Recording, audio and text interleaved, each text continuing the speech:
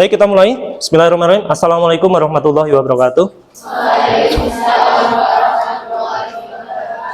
Terima kasih pada teman-teman kelas Ekonomi Syariah 1B untuk kuliah kedua hari ini, di mana untuk pertemuan kita kedua akan bahas mengenai mekanisme pasar, ada permintaan, ada penawaran, serta keseimbangan pasar. Materinya ini cukup lumayan banyak, tapi insya Allah dengan saya menjelaskan secara detail, mudah-mudahan dari teman-teman bisa memahaminya dengan baik. Kita bahas satu persatu dahulu, apa itu permintaan, kemudian nanti akan saya jelaskan terkait fungsi permintaan, dan juga terkait cara penghitungannya.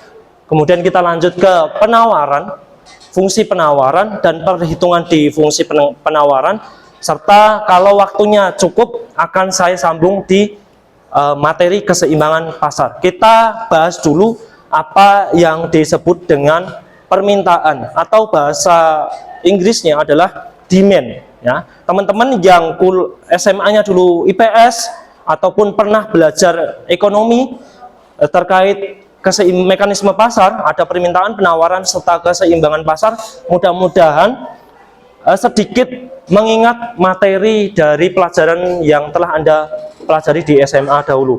Nah, kita bahas dulu apa sih yang disebut dengan permintaan. Tadi sudah dijelaskan oleh Mbak Priska dan teman-temannya, bahwasanya permintaan adalah, ya, definisinya mungkin agak berbeda, tapi intinya tetap sama, ya, nggak apa-apa.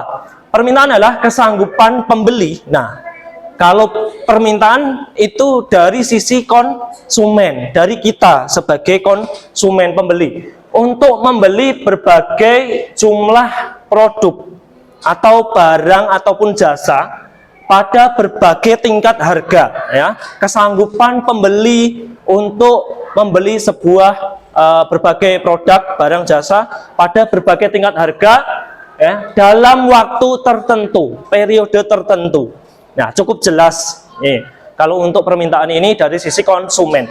Kemudian kalau kita kaitannya belajar permintaan di ilmu ekonomi, ini ada yang namanya hukum permintaan. Ini tidak boleh dilepaskan ketika kita belajar permintaan. Law of demand. Hukum permintaan itu adalah jika harga barang itu turun, normalnya kita sebagai konsumen, kita sebagai manusia, maka jumlah permintaan itu akan naik, ya. Sebaliknya, jika harga barang itu naik, normalnya kita sebagai pembeli, sebagai konsumen, maka permintaan yang akan kita minta dari barang tersebut akan turun. Dengan catatan, selama faktor-faktor yang lain dianggap tidak berubah atau tetap, atau bahasa ekonominya adalah ceteris paribus. Berarti dalam kita mempelajari ilmu permintaan, ilmu ekonomi, di bagian permintaan, hukum permintaan yang diibaratkan yang mempengaruhi suatu barang ataupun jasa yang diminta oleh konsumen, ini hanya harga saja. Faktor lain dianggap tidak ada atau tidak berubah atau ceteris paribus. Berarti ya udah, asumsinya hanya harga saja yang mempengaruhi permintaan dari konsumen. Apakah ada, Pak, sebenarnya faktor yang lain yang mempengaruhi permintaan dari konsumen selain harga? Sebenarnya ada. Misal, kalau kita kaitkan dengan lebaran, ya, harga tiket pesawat, kereta, bis itu kan naik, ya. Kalau kita mengikuti hukum permintaan nggak jalan. Naik kan, kalau harga naik seharusnya permintaan turun. Tapi ketika lebaran, apakah permintaan terhadap transportasi tersebut turun? Enggak kan? Tetap orang-orang mudik, kebanyakan mudik, meskipun harganya selangit, tiket kereta, tiket pesawat. Nah, maka faktor-faktor lain ini, misalnya momen lebaran, kita kesampingkan. Jadi kita dalam mempelajari permintaan dan hukum permintaan, faktor yang mempengaruhinya adalah diibaratkan hanya harga saja. Faktor lain tidak akan terpengaruh, tidak akan kita pelajari ya, atau dianggap tidak berubah atau tetap. Misal kayak krisis, gejolak politik, sebenarnya itu kan juga mempengaruhi harga juga kan, ya. Tapi kita kesampingkan. Jadi faktor yang utama kita mempelajari permintaan dan hukum permintaan diasumsikan yang mempengaruhi hanya harga saja, yang lain tidak dianggap mempengaruhi, ya. Ceteris paribus. Nah, ini anak ekonomi, tolong ya, jangan malu-maluin. Menjadi ilmu basic Anda terkait permintaan, penawaran, kemudian nanti elastisitas, ya setidaknya Anda paham itu, ya. Baik, kita lanjut ke slide selanjutnya. Contoh dari permintaan. Nah, ini kita seperti slide yang Anda lihat, saya ibaratkan di sini permintaan terhadap kopi latte, ya, jenis kopi latte dari salah satu konsumen. Nah, tabel di sini menunjukkan harga dan tabel yang kolom sebelahnya ini menunjukkan jumlah yang diminta atau quantity of demand, QD, ya, itu adalah jumlah yang diminta. Misal, ya, kalau harga kopi latte $0 gratis, ya, berarti konsumen tersebut mintanya 16 cangkir misalnya. Kemudian harga kopi menjadi $1. Permintaan dari konsumen tersebut menjadi turun menjadi 14 dan seterusnya sampai kopi latte tersebut harganya $6, maka permintaannya yang diminta hanya 4. Nah, dari tabel harga dan jumlah yang diminta dari konsumen tersebut, maka ini menunjukkan tabel tersebut atau konsumen tersebut mengikuti hukum permintaan. Hukum permintaan berbunyi apa? Harga naik, permintaan turun. Harga turun, permintaan naik. Kalau Anda lihat di sini, harganya kan semakin naik, permintaannya juga semakin turun. Berarti ini mengikuti hukum permintaan. Paham ya? Ya, kita lanjut. Dari tabel permintaan, harga barang dan jumlah yang diminta, kita dapat menggambarkan kurva permintaan dari si konsumen yang bersangkutan. Nah, konsumen ini dari harga, berbagai harga tadi dan jumlah permintaan yang diminta ini bisa digambarkan dalam kurva, ya. Kurva yang tegak lurus atau kurva X, ya, ini menunjukkan harga dari barang tersebut, kopi latte. Kemudian gambar atau garis yang mendatar atau horizontal ini menunjukkan adalah jumlah barang yang diminta atau quantity of demand atau quantity latte, ya, jumlah kopi yang diminta. Nah, kita lihat harga $0 yang diminta tadi berapa? 16. Kemudian naik menjadi $1. Jumlah kopi yang diminta menjadi 14 dan seterusnya. Ketika harga kopi tersebut menjadi $6, menjadi yang diminta adalah 4 unit. Nah, ini dapat digambarkan dengan kurva. Kurva permintaan bergerak dari kiri atas berjalan menuju kanan bawah, atau sebaliknya dari kanan bawah menuju kiri atas. Nah, ini yang disebut dengan kurva permintaan, ya, demand curve, ya. Jadi teman-teman, permintaan bahasa Inggrisnya demand, ya, kurva curve, ya. Kemudian QD apa Pak? Quantity of demand, jumlah yang diminta, ya. Jelas? Nah, kemudian untuk yang P ini, harga ini dapat disimbolkan P, price, ya. Tolong dipahami dengan baik. Ada yang ditanyakan sebelum lanjut ke slide selanjutnya? Cukup mudah, teman-teman? Yang nggak mudeng di mana? Tanya aja, nggak usah malu. Paham ya? Kita lanjut ke slide selanjutnya. Nah, dari tabel dan kurva pada slide sebelumnya, ini dicontohkan hanya satu konsumen. Nah, di slide ini saya ingin menunjukkan bagaimana kalau yang meminta atau konsumennya itu lebih dari satu, Pak. Nah, di slide ini kita akan membandingkan individual demand atau permintaan individu satu orang versus atau dibandingkan dengan permintaan pasar. Kalau permintaan pasar berarti konsumennya lebih dari satu. Kita ibaratkan yang paling mudah, saya contohkan konsumennya di sini hanya ada dua, misalnya ya. Kita mengetahui mendefinisikan dulu apa sih yang disebut dengan permintaan pasar, Pak, ya. Permintaan pasar ini adalah jumlah yang diminta di pasar, ya, dari seluruh pembeli pada setiap harga. Jadi gabungan nih. Misal, kalau Anda masih bingung memahami, kalau individual demand, misal yang minta kopi latte tadi adalah saya saja. Tapi kalau permintaan pasar, saya ibaratkan kelas 1B ES ini adalah minta kopi latte semuanya di jumlah ini yang disebut dengan permintaan pasar. Kita ibaratkan misalnya yang dua dulu, ya. Harganya tadi sama, ya. Kopinya dari 0 sampai $6. Kemudian saya contohkan tadi namanya yang slide sebelumnya saya kasih nama Joe, ya. Misal tadi Joe harga $0, yang diminta 16 sampai $6 yang diminta 4. Kemudian Joe ini tidak sendirian, ya. Misalnya lebih dari satu. Saya tambahkan namanya Biden, ya, Joe Biden, ya. Kemudian Biden ini ternyata ketika harga $0 dia hanya minta 8 cangkir saja. Kemudian ketika harganya $2 dia hanya minta 6 cangkir. Sampai ketika si Biden ini minta pada harga $6 dia hanya dua cangkir. Jadi setiap individu itu permintaannya berbeda-beda.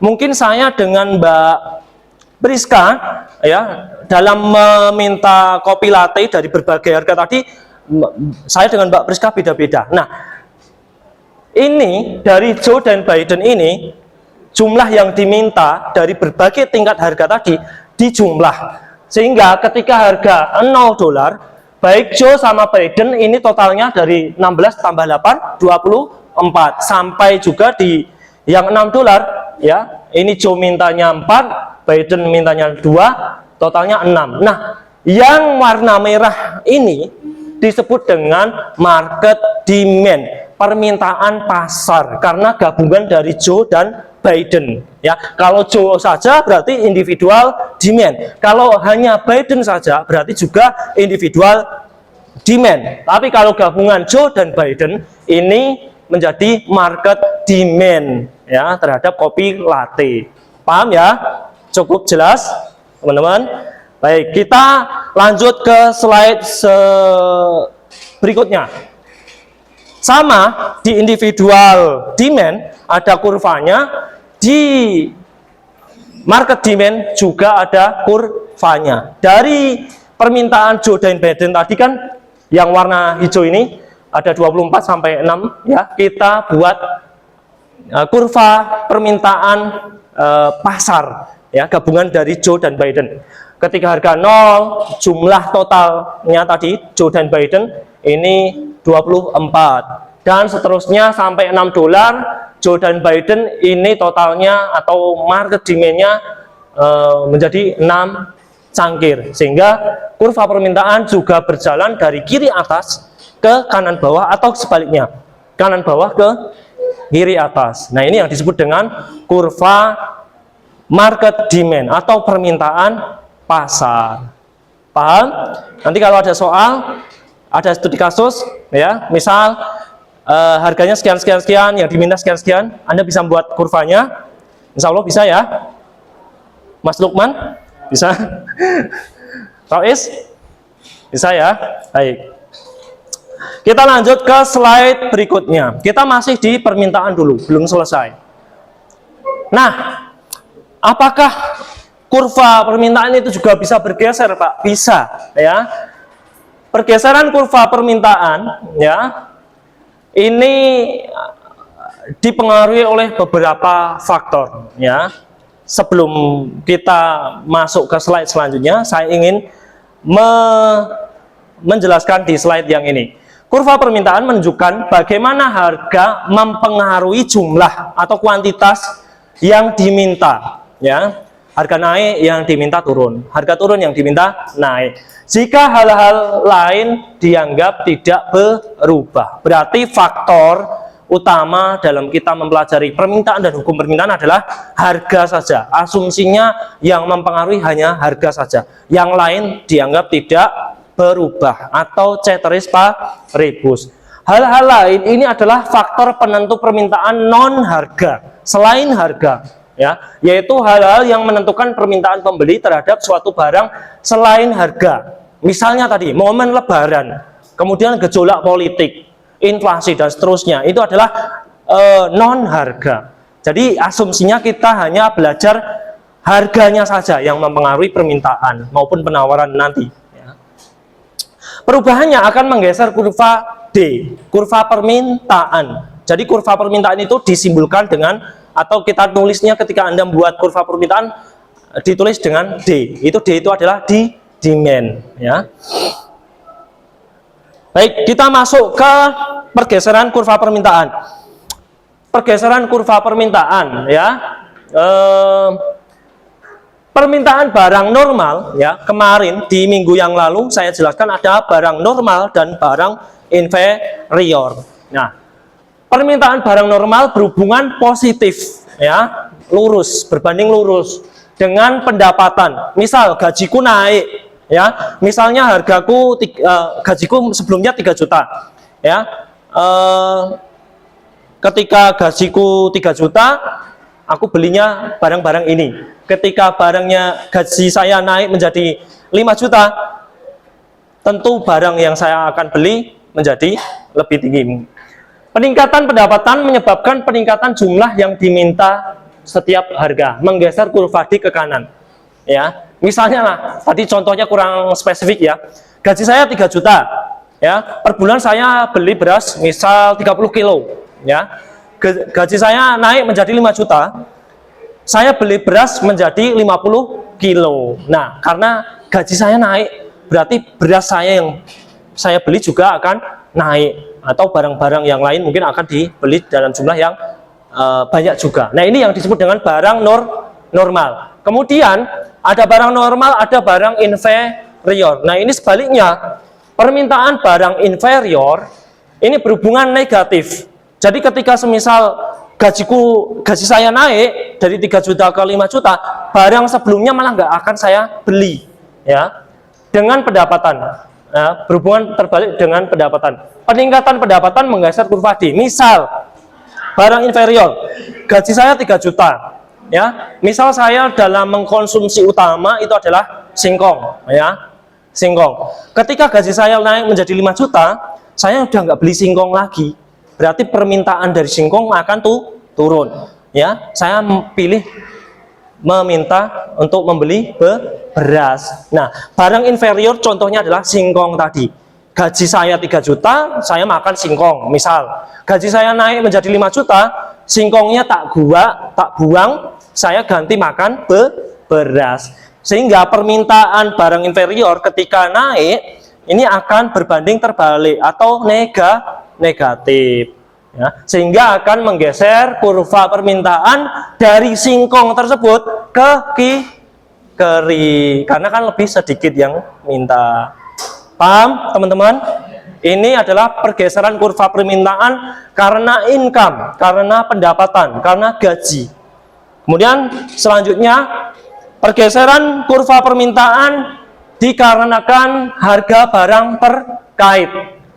Dua barang dikatakan substitusi, saling melengkapi, mohon maaf, bukan saling melengkapi, saling menggantikan, ya, jika kenaikan harga salah satu, ya, menyebabkan peningkatan permintaan barang yang lainnya. Contohnya apa sih, Pak? Substitusi. Saya contohkan dua makanan junk food, ya.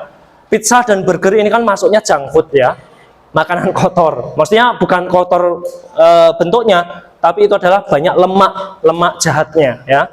Pizza dan burger sama-sama makanan lemak jahat. Yang suka pizza, burger dikurangi, ya.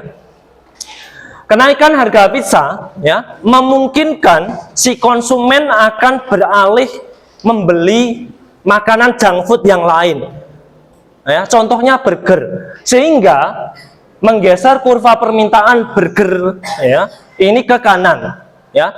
Pizza naik, wah naik nih, nah, saya tak nggak beli pizza dulu lah untuk hari ini atau untuk bulan ini. Gantinya apa? Saya pilih burger, sama-sama junk food, sehingga burger akan mengalami kenaikan permintaan, menggeser ke kanan. Semakin ke kanan kan jumlahnya semakin banyak tadi di kurva ya, gitu. Kemudian selanjutnya, ya, pergeseran kurva permintaan masih pada hubungannya barang terkait. Kalau tadi barang pengganti, ini adalah barang pelengkap.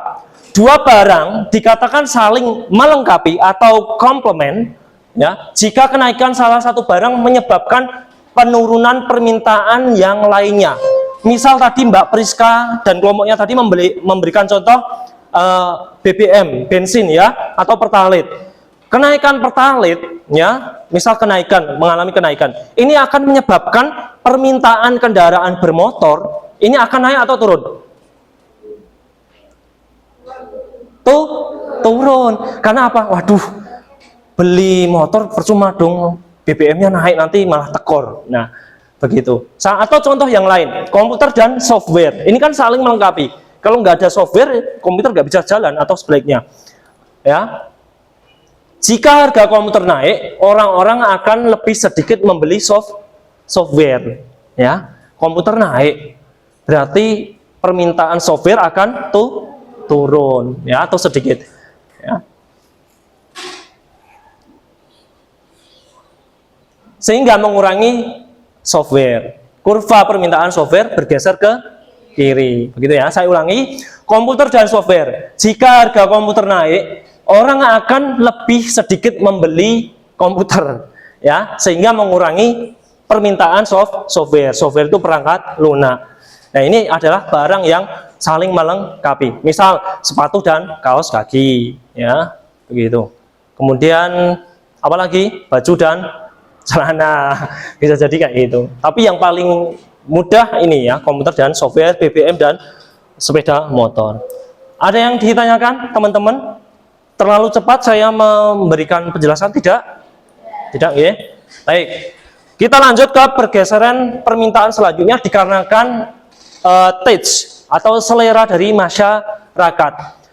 Apapun yang menyebabkan pergeseran selera terhadap suatu barang akan meningkatkan permintaan terhadap barang tersebut sehingga menggeser kurva D ke kanan. Contohnya, diet Atkins. Ini populer di tahun 90-an, menyebabkan peningkatan permintaan telur. Karena diet Atkins ini bisa diibaratkan konsumsi utamanya ya telur. Ya mungkin nggak makan nasi, hanya telur saja. Nah, ini yang disebut dengan diet Atkins. Karena diet Atkins ini ngetren, maka permintaan telur akan banyak, ya, sehingga menggeser kurva permintaan ke kanan. Semisal nih anak 1B di sini semuanya melakukan diet Atkins, makanya hanya telur saja, telur rebus ya, jangan goreng. Kalau goreng sudah ini ya, kena minyak dan seterusnya, sehingga kan sudah nggak sehat. Mungkin telur rebus ya. Nah, sehingga di sini kan banyak yang minta telur di pasaran, sehingga akan menyebabkan jumlah permintaan akan naik juga. Itu ya.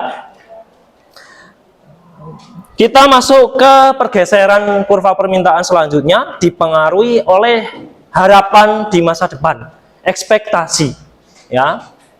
Ekspektasi mempengaruhi keputusan pembelian konsumen. Misal, jika masyarakat mengharapkan pendapatan mereka di masa depan naik, maka permintaan terhadap makanan mewah di restoran kemungkinan juga akan meningkat dari sekarang. Misal, saya sudah tahu bulan depan gaji saya dari 3 juta jadi 5 juta. Wah, saya sudah naik nih bulan depan.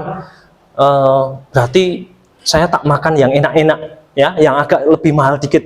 Saya jajan di restoran yang mewah. Misal apa ya? Kalau rumah Padang Saribundo yang sudah terkenal itu ya, yang bukan Padang-Padang yang ada di kampus ya, Padang yang asli itu ya, itu kan. Atau rumah makan yang mewah lagi ya, mungkin West food ya, makanan Western food ya, yang harganya lebih mahal dari yang saat ini. Wah, nggak apa-apa lah, toh gaji saya bulan depan naik, maka ini akan meningkatkan konsumsi makanan mewah di restoran juga akan semakin naik. Contoh yang lainnya apa sih Pak? Misalnya harga minyak dunia di masa depan akan naik, maka kemungkinan besar dari yang punya tambang minyak ini berusaha akan menimbun dulu saat ini dengan harapan akan dijual ketika harga naik, sehingga harapannya memberikan keuntungan yang lebih maksimal. Nah, ini adalah ekspektasi atau harapan. Sampai di sini ada yang ditanyakan, teman-teman? Cukup jelas? Masih teori ya? Ya, kita masuk ke slide selanjutnya. Demand curve shifter atau masih pergerakan kurva permintaan. Nah, ini bisa diibaratkan, Anda bisa melihat jika harga tetap tetapi jumlah produk yang diminta bertambah, maka permintaannya akan meningkat. Harganya tetap di P1 ya. Awalnya di permintaannya hanya di Q1 ya, harganya nggak naik, malah permintaannya akan naik menjadi Q2, berarti bergeser ke kanan. Kemudian jika harga tetap tetapi jumlah produk yang diminta berkurang, maka akan turun permintaannya. Harganya sama P1, awalnya Q1 ya yang diminta. Ya, 1 bulan berikutnya harganya masih tetap, tapi yang diminta hanya Q2. Nah, ini hanya sekilas pengetahuan buat teman-teman saja. Masih ada 2 kurva lagi ya. Harga naik tapi jumlah yang diminta tetap. Harga awalnya P1 ya, yang diminta Q1. Tapi ya kemudian harga menjadi P2, naik. Awalnya misal 500 menjadi 1000. Tapi jumlah yang diminta juga tetap. Nah, ini tidak berlaku hukum permintaan kalau kayak gini. Normalnya kan kalau harga naik, permintaan akan turun. Nah, ini di luar itu ya, begitu. Dan sebaliknya untuk yang ini ya, harga turun, permintaan juga tetap. Sampai di sini ada yang ditanyakan? Cukup jelas permintaan apa? Fungsi permintaan apa? Mohon maaf, kok fungsi hukum permintaan apa? Jelas ya. Jadi terbalik, harga naik, permintaan turun. Harga turun, permintaan naik. Selama faktor yang lain dianggap tetap atau ceteris paribus. Baik, kita masuk ke materi selanjutnya ya, demand function atau fungsi permintaan. Nah, fungsi permintaan merupakan fungsi dalam ilmu ekonomi ya yang menggambarkan hubungan antara harga barang dengan jumlah barang yang diminta oleh si konsumen. Jadi fungsi permintaan ini menggambarkan jumlah harga barang dengan jumlah yang diminta konsumen itu ditulis dalam secara matematis. Nah, ini yang disebut dengan fungsi permintaan. Fungsi permintaan digunakan untuk menganalisa perilaku konsumen dan harga barang. Ya. Jadi fungsi permintaan jelas, permintaan dari sisi konsumen ya, menganalisa ya perilaku konsumen dan harga barang. Analisanya bagaimana? Harga naik, permintaan turun, harga turun, permintaan naik. Nah, ini bagaimana secara matematikanya? Kalau harganya sekian, berapa yang diminta? Kalau yang harganya turun sekian, berapa yang diminta? Nah, ini dituliskan secara matematika. Nah, ini ya, kita sudah masuk ke fungsi permintaan. Nah, ini dapat ditulis secara matematika. QD, quantity of demand, ini dapat ditulis secara matematika A min B P. Ya, P adalah harga produk, QD adalah jumlah produk yang diminta, kemudian A adalah konstansa dan B adalah koefisien. Kita tidak perlu panjang lebar menguliti masalah QD A min BP, kita langsung masuk ke rumus untuk menghitung atau mencari biar bisa kita nulis permintaan secara matematika ya seperti ini. Ini bagaimana caranya? Kita menggunakan rumus yang sebelah kanan ini. Pertama, Q min Q1 dibagi Q2 di min 1 sama dengan P dikurangi P1 dibagi P2 dikurangi P1. P1 adalah harga awal. P kedua adalah harga setelah mengalami kenaikan atau penurunan. Q1 adalah jumlah yang diminta di awal.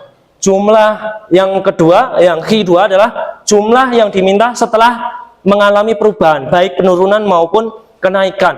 Nah, Q-nya apa, Pak? Ya, Q-nya ini kan yang kita cari nantinya. Gitu. Jelas?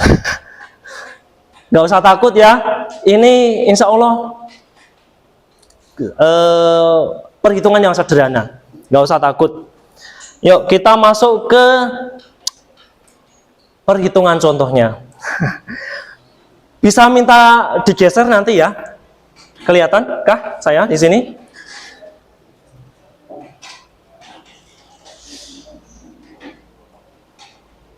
Cukup Mas, kelihatan?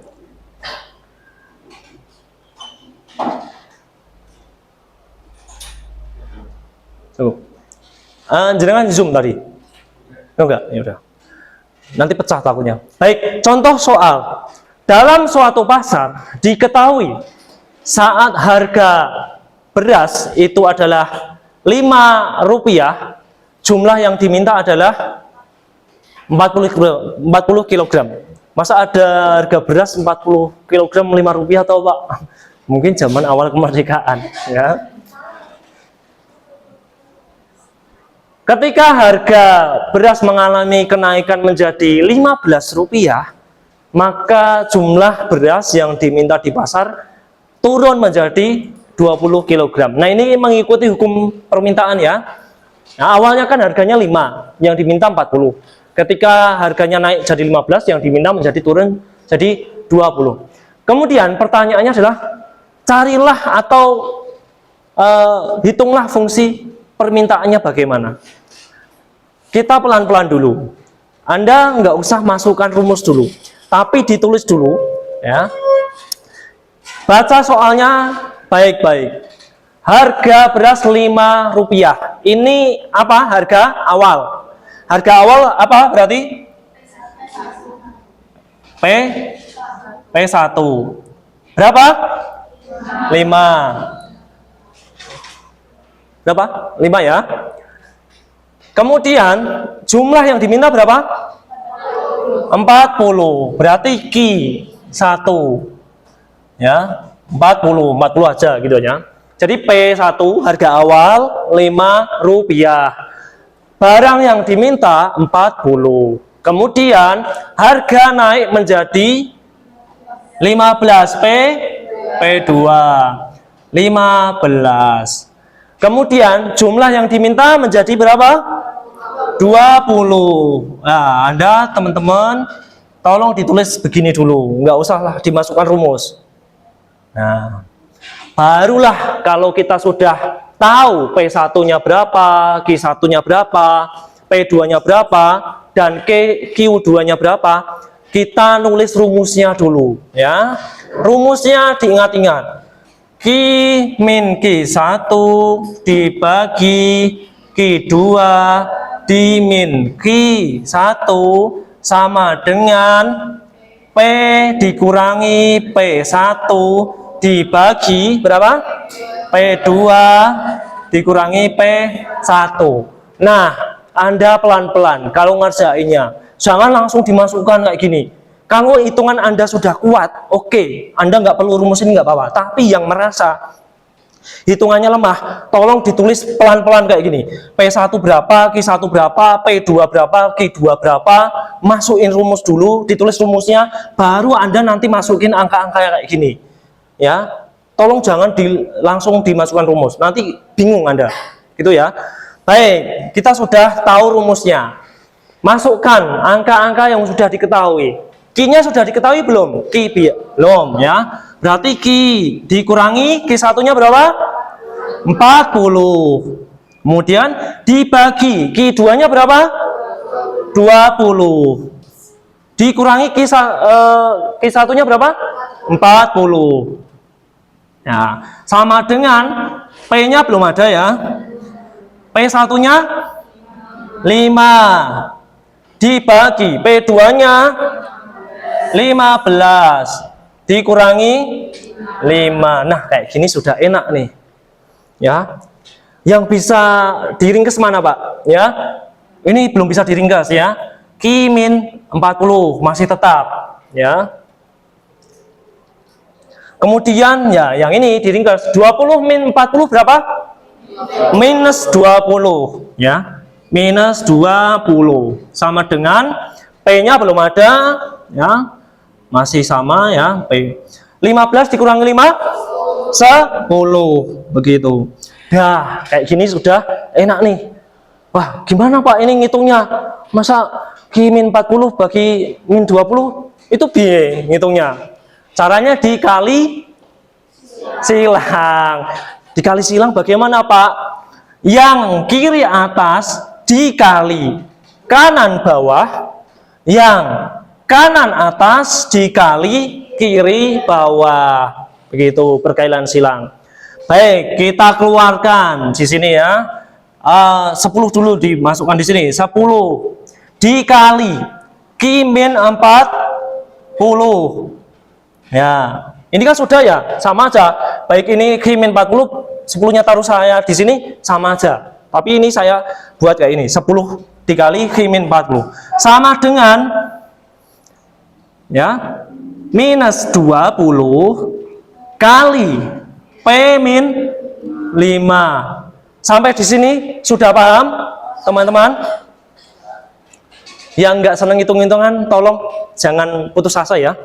Coba dicintai jurusan Anda. Mau nggak mau, resiko Anda masuk ekonomi, ada hitung-hitungannya yang banyak. Nah, bagaimana Pak? Kalau sudah kayak gini, kita tinggal dikali-kalikan saja. Ya. 10 kali Q min 40. Ya, kita pelan-pelan. Berarti 10 kali Q berapa? 10 Q. 10 kali minus 40. Minus berapa?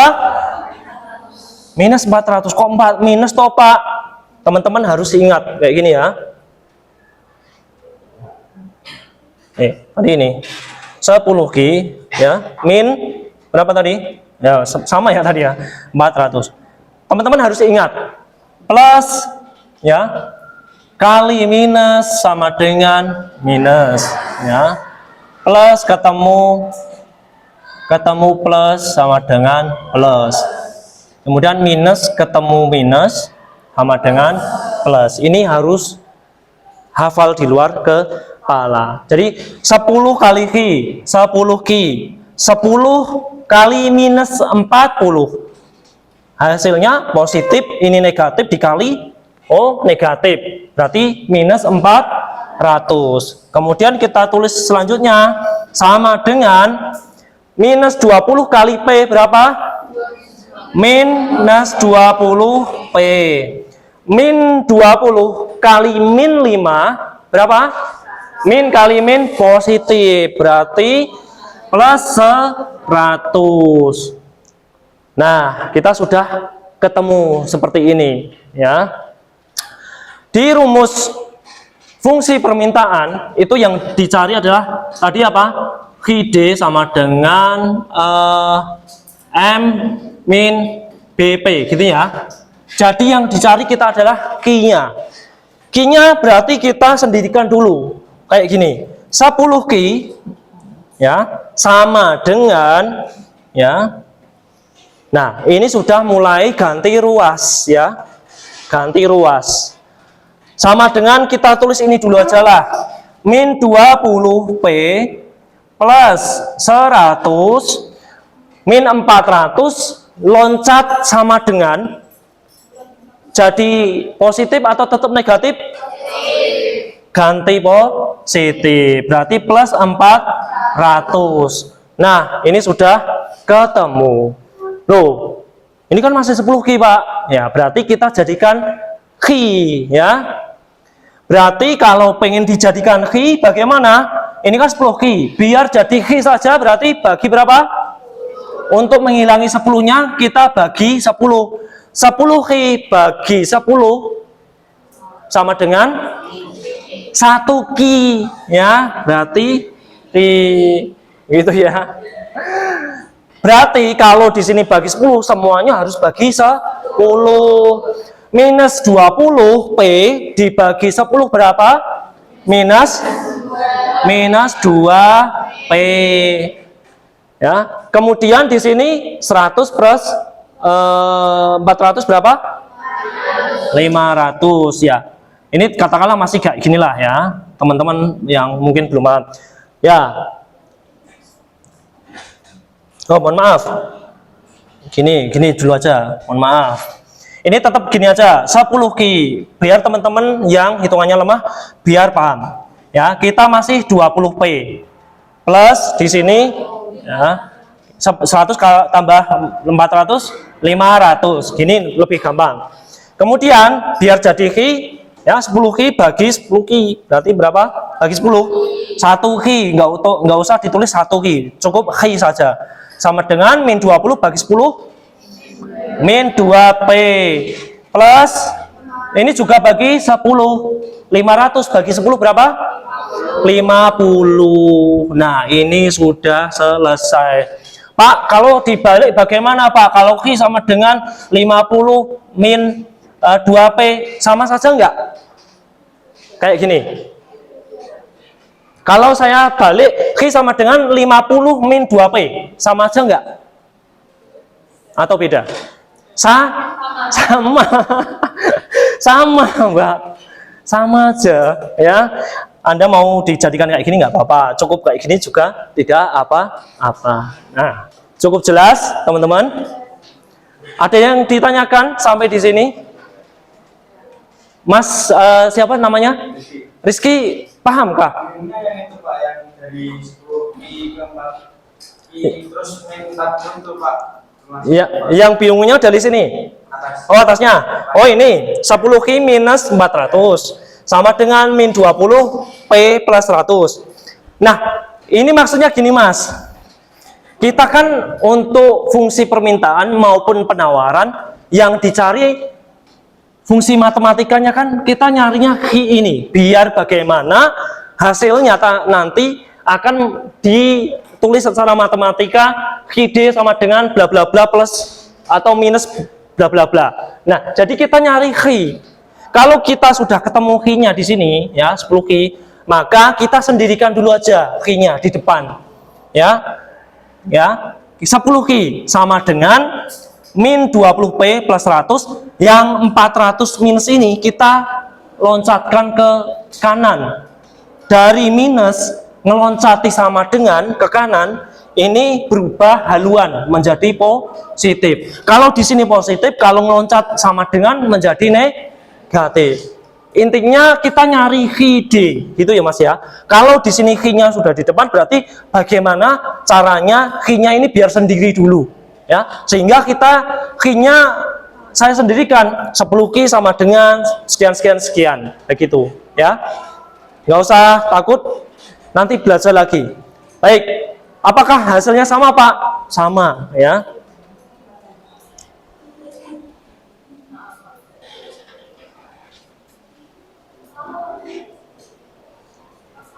Hasilnya akan sama. Nah, ini 50 min 2P ya. Sama aja dengan min 2P plus 50 sama saja.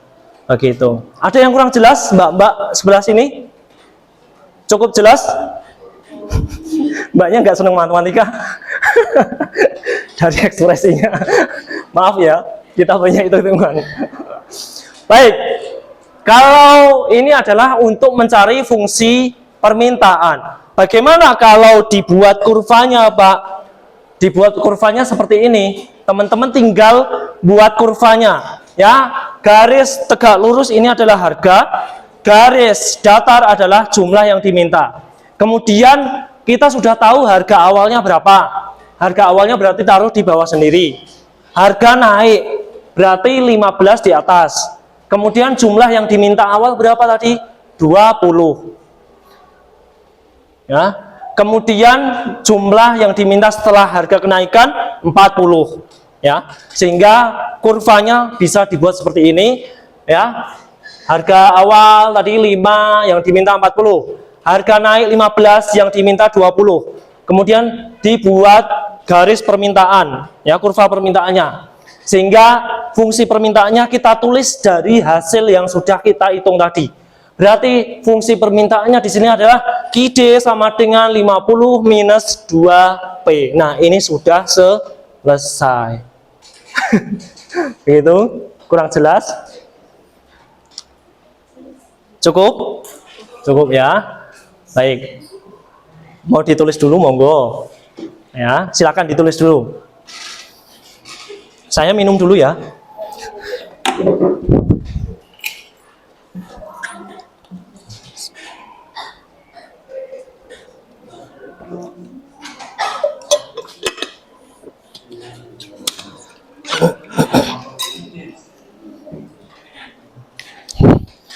Tanya, mbaknya? Ya? Misal yang I sama dengan min 2P plus 50 itu ditulis di sana boleh? Semisal yang Itu. yang mana? Atasnya. Ya, oh yang ini. Ya. Boleh, sama saja. Nilainya sama, Mbak. Di sini kan minus kan? Ini kan juga minus. Ini kan positif. Di sini positif. Kan nggak ada tanda minusnya. Sama saja. Sama saja, ya. Ya. Sama-sama. Ini benar-benar saya harapannya teman-teman saya ajarin kayak gini biar nilai UTS sama UAS-nya nanti biar baik. Kesalahan saya di tahun yang lalu tidak ingin saya ulangi karena saya merasa bahwasanya mahasiswa saya sudah mudeng semua. Ternyata ketika UTS, ya Allah, 2 jam cuma dipandangin soal itu. Padahal soalnya sama, cuma beda angka saja. Kakak kelas Anda. Tapi bukan ES. Jurusan yang lain, ada MBS. Ya.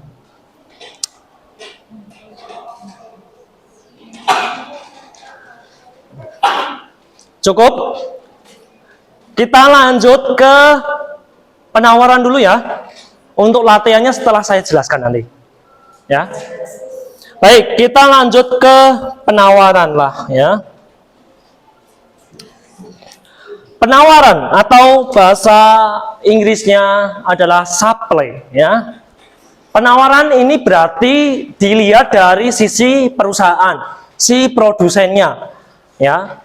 Jumlah barang atau jasa yang ditawarkan ya penjual kepada pembeli pada tingkat harga dan pada periode tertentu. Nah, misalnya ini bawang sekilo berapa Bu? Ya, harga check in box aja Mas ya. Atau ini mangganya kecil-kecil ini. Kalau yang gede ya mangga 2 square ya. Mallnya yang ada di Jakarta sana. Ini cuma lelucon biar Anda nggak ngantuk. Hukum penawaran ini berbanding terbalik dengan yang permintaan. Berarti kalau hukum penawaran ini adalah berbanding lurus. Kalau yang hukum permintaan itu adalah berbanding terbalik. Kalau permintaan harga naik, permintaan turun. Itu kan terbalik. Harga turun, permintaan naik. Kalau penawaran ini berbanding lurus. Jumlah barang atau jasa yang ditawarkan akan naik jika harganya naik. Ya, harga naik, penawaran naik atau banyak. Jika harga turun, penawaran atau barang yang ditawarkan juga akan turun. Selama faktor-faktor yang lain dianggap tetap tidak berubah. Nah, atau ceteris paribus. Begitu ya. Jadi kalau Anda menulis hukum penawaran ataupun permintaan, jangan sampai lupa untuk ditulis selama faktor yang lain dianggap tetap atau ceteris paribus. Kalau tidak ada itu ya kurang tepat Anda menjawab soalnya. Jelas sampai di sini? Cukup ya? Baik. Kita masuk ke tabel penawaran dari sisi produsen atau penjual. Anda bisa melihat tabel yang ada di slide, price of latte, harga dari kopi latte, ya. Terus kemudian yang kolom sebelahnya ada quantity of latte supply, ya, jumlah kopi latte yang ditawarkan, ya. Ketika harganya $0, nggak ada yang ditawarkan. Tapi ketikanya harganya sudah mulai $1, jumlah barang yang ditawarkan oleh penjual ini naik menjadi 3, sampai akhirnya ketika harga dari kopi latte tersebut menjadi $6, jumlah yang ditawarkan juga semakin banyak. Nah, dari tabel yang Anda lihat di slide ini, maka ini berlaku hukum penawaran. Karena apa? Harganya naik, jumlah yang ditawarkan juga naik. Nah, berbanding lurus. Ya. Paham? Cukup? Jelas ya? Kita lanjut ke slide berikutnya, kurva penawaran. Ya, pusing ini anak ekonomi nih. Kurva-kurva. Nah, kalau kurva penawaran, kurvanya bertolak belakang dengan yang permintaan. Kalau permintaan tadi kurvanya bergerak dari kiri atas ke kanan bawah atau kanan bawah ke kiri atas. Tapi kalau kurva penawaran ini bergerak dari kiri bawah berjalan ke kanan atas atau sebaliknya kanan atas ke kiri bawah. Dari harga dan jumlah yang ditawarkan, Anda bisa membuat kurva penawaran. Garis tegak lurus, saya ulangi, yang vertikal ini menunjukkan harga. Garis yang mendatar atau yang tidur ini menunjukkan jumlah barang yang ditawarkan, quantity of supply. Ya, kalau Anda buat kurva penawaran, diperhatikannya harga paling kecil naik, terus kemudian jumlah yang paling kecil sampai yang paling kanan semakin banyak. Anda tarik garisnya ya. Misal harga 0 yang ditawarkan 0, Anda buat titik-titik dulu. Harga 1 yang ditawarkan 3, berarti titik di sini dulu. Kemudian sampai harga $6 yang ditawarkan 18, selesai. Kemudian baru Anda garis tarik dari titik-titik tersebut menjadi kurva yang seperti ini. Mudah ya, mudah-mudahan. Insya Allah nggak ada kesulitan kalau ini masih teori. Nah, ini sama halnya dengan yang permintaan tadi. Kalau di permintaan tadi ada permintaan individual dan permintaan pasar, di penawaran juga ada yang sama. Penawaran dari satu perusahaan dan penawaran dari pasar. Ya, kalau penawaran individual berarti yang jual hanya satu. Diasumsikan yang jual hanya satu. Kalau penawaran pasar berarti pedagangnya yang menawarkan barang tersebut banyak, lebih dari satu. Nah, ini saya asumsikan, saya contohkan dua lah ya. Penjual kopi Robusta dan Arabica misalnya, sama-sama kopi ya. Misal penawaran individu versus penawaran market. Kalau penawaran market adalah jumlah yang ditawarkan di pasar adalah jumlah yang ditawarkan oleh seluruh penjual. Jadi seluruh produsen, seluruh pedagang pada setiap tingkatan harga 1, 2, 3 dan seterusnya ini. Misal di sini saya contohkan kopi Robusta dan kopi Arabica. Ini adalah jenis kopi yang umum dijumpai di Indonesia, Robusta dan Arabica. Misal harga kopi ketika $0. Ini Robusta ya, penjual Robusta ya, kopi Robusta ini menawarkan 0 juga, Arabica juga 0. Kemudian ketika harga naik menjadi $1, Robusta menawarkan 3 unit atau 3 apalah ya. Kemudian Arabica 2 unit dan seterusnya. Ketika harga menjadi $6, si Robusta juga semakin banyak menawarkan barangnya, si Arabica juga semakin banyak meskipun jumlahnya berbeda-beda.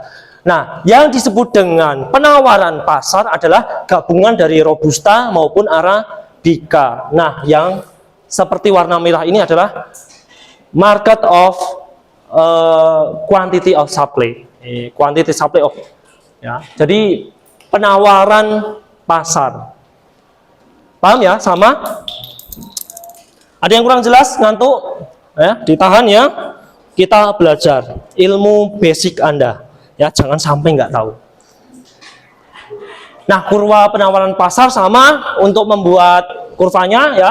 Dari slide sebelumnya tadi, yang ini kita buat menjadi kurva penawaran pasar, gabungan dari Robusta dan Arabica.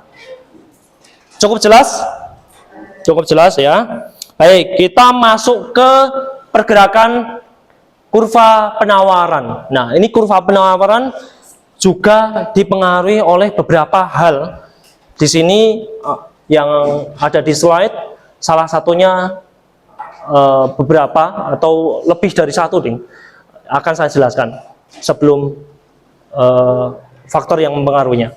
Kurva penawaran menunjukkan bagaimana harga mempengaruhi kuantitas atau jumlah barang yang ditawarkan jika hal-hal yang lain dianggap tetap. Jadi diibaratkan baik permintaan maupun penawaran yang mempengaruhi naik turunnya permintaan, yang mempengaruhi naik turunnya penawaran, ini diasumsikan hanya harga. Hal-hal lain ya, atau ceteris paribus itu faktor penentu penawaran selain harga, ya, selain ceteris paribus. Ya.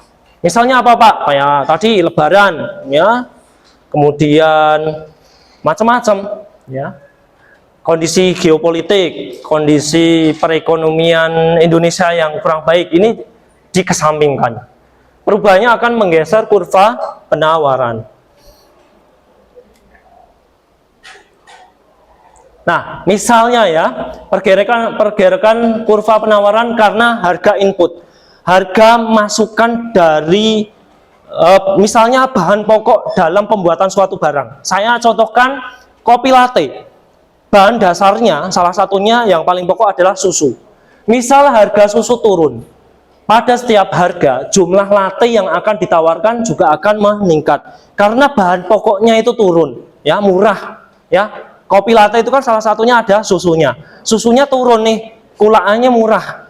Maka jumlah yang saya tawarkan, saya jual kepada masyarakat akan semakin banyak karena saya bisa memproduksi lebih banyak. Nah, ini sehingga pergerakan kurva penawaran karena harga input yang turun tadi sehingga lebih murah, maka penawarannya akan semakin banyak, akan menggeser misalnya dari yang sebelah sini kegeser ke kanan. Gitu ya. Bingung, teman-teman? Cukup jelas? Pusing, teman-teman? Minta tolong jangan mainan HP dulu ya. Ya, jangan mainan HP. Kita selanjutnya ke pergerakan kurva permintaan dikarenakan teknologi. Ya, teknologi menentukan berapa banyak input yang dibutuhkan untuk menghasilkan satu unit output. Ya, kalau teknologinya harganya murah, maka kemungkinan besar produksi dari perusahaan tersebut akan menghasilkan juga banyak. Ya, kalau teknologinya mahal, ya kemungkinan besar juga akan sedikit. Peningkatan teknologi yang menghemat biaya mempunyai dampak yang sama dengan penurunan harga input, menggeser kurva S ke kanan. Yang selanjutnya dikarenakan jumlah penjual. Ya, peningkatan jumlah penjual meningkatkan jumlah barang yang ditawarkan. Ya, beda halnya, misal saya hanya penjual spidol snowman ini, ya. Ketika yang menjual saya berarti barangnya hanya 2. Tapi ketika teman-teman di sini juga menjual snowman, masing-masing memegang 2, maka jumlah barang yang di pasaran ini kan juga semakin banyak. Nah, ini yang disebut dengan penjual. Kalau penjualnya semakin banyak, berarti jumlah barang yang ditawarkan juga akan semakin banyak. Ya. Sehingga S juga akan bergeser ke kanan. Kemudian selanjutnya ada ekspektasi. Ya, ini harapan di masa depan. Mohon maaf tadi untuk yang minyak tadi ya, yang saya contohkan di permintaan itu masuknya di sini. Mohon maaf, kebalik ya. Peristiwa di Timur Tengah, ya, Israel membombardir Gaza, Palestina, sehingga harga minyak dunia naik, harga emas dunia naik, atau ketegangan di Yaman, ketegangan di Lebanon, ketegangan di Irak, di Syria, dan seterusnya. Ini bisa menyebabkan harga minyak, karena Timur Tengah itu juga banyak minyak, ini di masa depan akan naik. Selain Timur Tengah, Amerika juga kaya akan minyak. Nah, sebagai tanggapannya, pemilik tambang minyak misalnya di Amerika, Texas sana, ya, mengurangi pasokan karena tahu Wah, ini ada ketegangan di Timur Tengah nih. Ya, 1 bulan atau 1 minggu lagi kemungkinan besar harga minyak akan naik, maka tak timbun dulu dengan harapan ketika saya jual di minggu depan dapat laba lebih tinggi atau lebih besar, ya.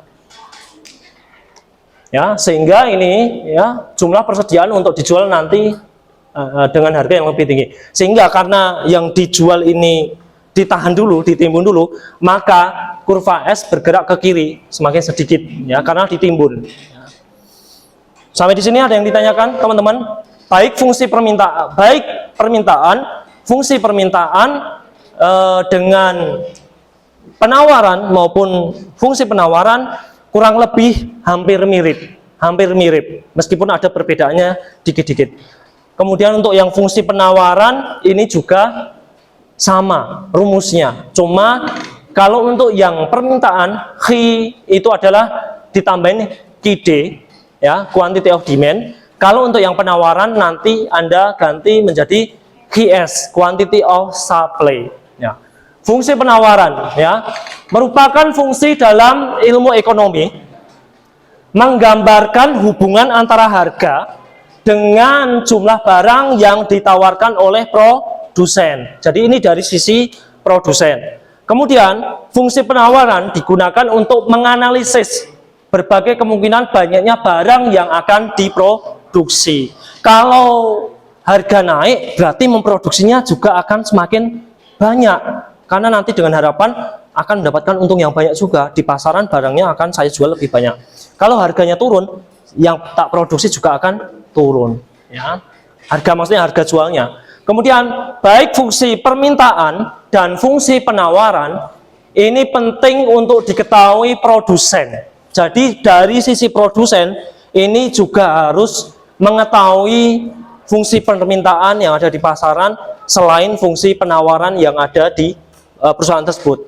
Ya, perlu diketahui produsen agar tidak terlalu banyak memproduksi barang maupun menentukan harga terlalu tinggi maupun rendah. Nah, ini untuk mengetahui, oh harganya naik nih, berarti produsen harus memproduksi lebih banyak lagi. Kalau harga turun berarti memproduksinya lebih sedikit. Kalau semisal harga turun, harga barang turun, ya, berarti yang diproduksi juga akan sedikit. Karena berbanding lurus, ya. Harga naik berarti penawaran juga akan naik. Harga turun berarti penawaran juga akan turun atau sedikit. Cukup jelas? Halo, teman-teman? Pusing? Ya? Ada yang kurang jelas? Nggak usah malu untuk bertanya. Baik, slide-nya seperti biasa akan saya bagikan pada teman-teman. Nah, ini kita masuk ke fungsi penawaran. Hampir mirip dengan yang fungsi permintaan.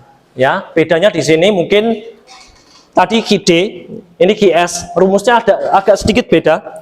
Ya, minus M plus NP. Ya, atau NP minus M, dibalik nggak apa-apa. Ya. Untuk keterangannya PQS, P1, P2 hampir sama atau sama dengan yang fungsi permintaan tadi, ya.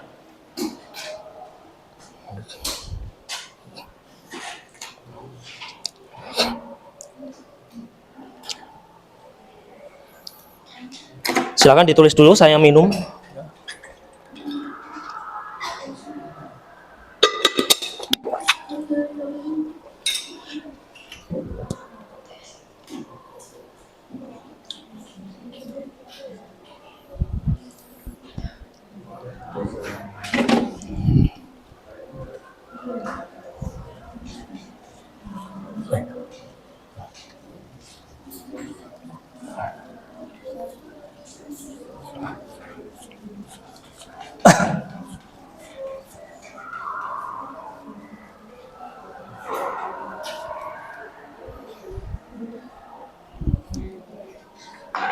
Baik, kita langsung ke contoh ya.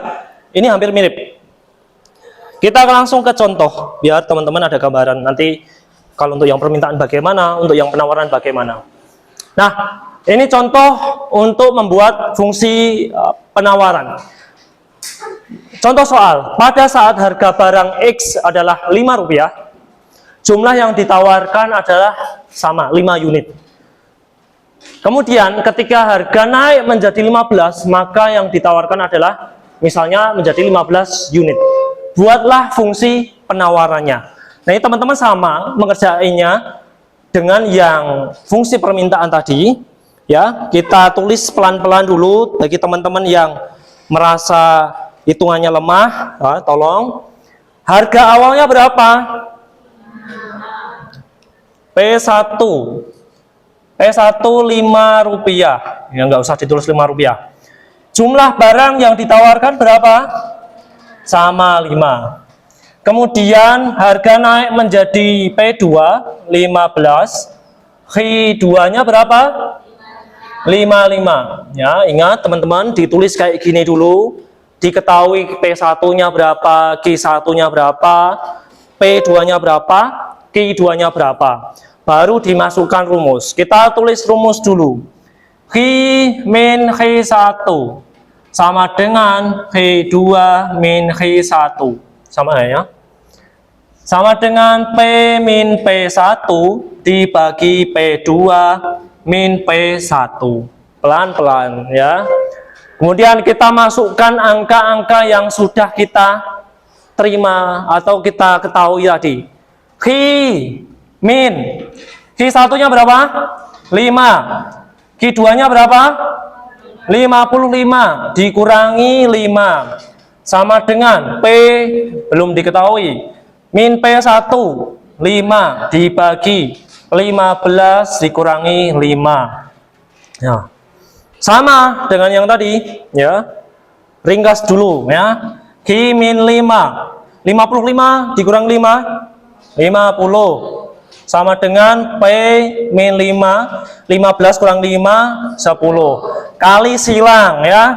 Kiri atas, kanan kali kanan bawah.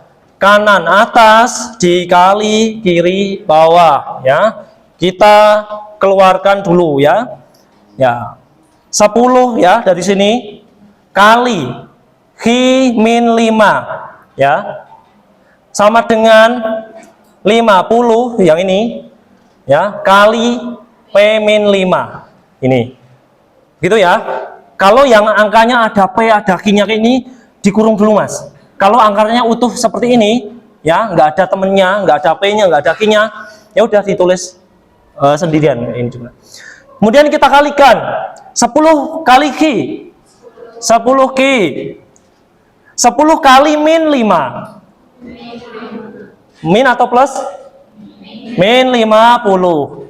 Kemudian 50 kali P 50 P 50 kali min 5 min 250. Nah, Mas siapa tadi namanya? Rizky. Nah, ini kan Q Mas ya. Kita nyarinya QS ya. Ya. Kita berarti nyarinya Q. Biar Q-nya di depan bagaimana? Kita sendiriin. 10 Q-nya sendiriin dulu. Sama dengan nah kayak gini. Ya. Karena kan kita nyari Q biar gampang. Ini geser ke kanan nanti ya. Nanti dulu aja. 50P ini ditulis dulu. Di min 250 minus 50 ngelompati sama dengan jadi minus atau plus? Ya, plus 50. Begitu Mas Rizky? Nah, pelan-pelan ya, teman-teman. Ya, 10 Q ya sama dengan 50P-nya masih tetap ya. Nah, kita kan fokus ke sini. 2 minus 250 ditambah 50 berapa? Minus 200. Loh, bukan 300 Pak. Ya enggak dong. Ibaratnya gini ya, minus 250 ya, berarti ke belakang ya 50 berarti minus 200. Mas Rizky pripun? Yang lainnya? Nah, ini sudah ketemu nih kayak gini, gampang. Kita kan nyari Q sama. Biar jadi Q bagi berapa Mas Rizky? Dari 10 Q ini bagi 10. Berarti 10 Q bagi 10 berapa? Ya, Q. Kalau di sini bagi 10, semuanya harus bagi 10. 50P bagi 10 berapa? 5 apa? Nah, P-nya jangan lupa ya. Kalau nggak ada P-nya nanti salah. Ya, 5P. Minus 200 dibagi 10 berapa? Minus 20. Sama nggak? Hasilnya sama Mas ini. Baik itu ya, itu kan minus 20-nya di depan, P-nya di belakang, sama. Ini kan minus. P-nya ini kan positif atau negatif? Positif. Kalau dipindah ke sini kan, kalau kayak yang di slide ditulis plusnya kan? Nah, sama saja. Ya. Paham teman-teman di sini? Paham ya? Baik untuk menghitung fungsi permintaan maupun fungsi penawaran, rumusnya sama. Yang membedakan kalau permintaan kita tulis QD, kalau penawaran kita tulis QS ya. Di sini QS ya. Begitu. Kemudian kurvanya bagaimana, Pak? Kurvanya bagaimana? Nah, kurvanya seperti ini. Ya, teman-teman buat garis tegak lurus dulu. Garis horizontal. Diketahui harga awalnya 5, Anda tulis dulu 5. Oh, harganya naik. Berarti tulis di atasnya 15. Harga 5 yang diminta tadi sama 5. Berarti di sini 5. Kemudian harga 15 yang diminta 55. Anda tinggal buat gini, tarik seret dari hasil yang Anda hitung tadi, ketemu tadi, ditulis seperti ini. Fungsi permintaannya adalah ini, QS minus 20 plus 5P atau 5P minus 20 sama saja. Begitu teman-teman, paham? Bisa semuanya. Nanti kalau UTS UAS mungkin soalnya sama ya, hanya saya bedakan angkanya saja. Teman-teman, kalau UAS UTS boleh pakai kalkulator. Kalkulatornya bukan kalkulator HP, kalkulator manual ya. Tolong yang paling 20.000 lah ya, nggak apa-apa itu. Kalau HP takutnya nanti sharing jawaban. Begitu, terima kasih. Kita latihan ya. Kita latihan. Masih ada cukup waktunya biar teman-teman, saya pengen tahu sejauh mana teman-teman bisa. Salah nggak apa-apa, nggak usah takut dengan saya. Santai saja. Begitu, terima kasih semuanya. Mas minta tolong dimatiin aja ya. Ya.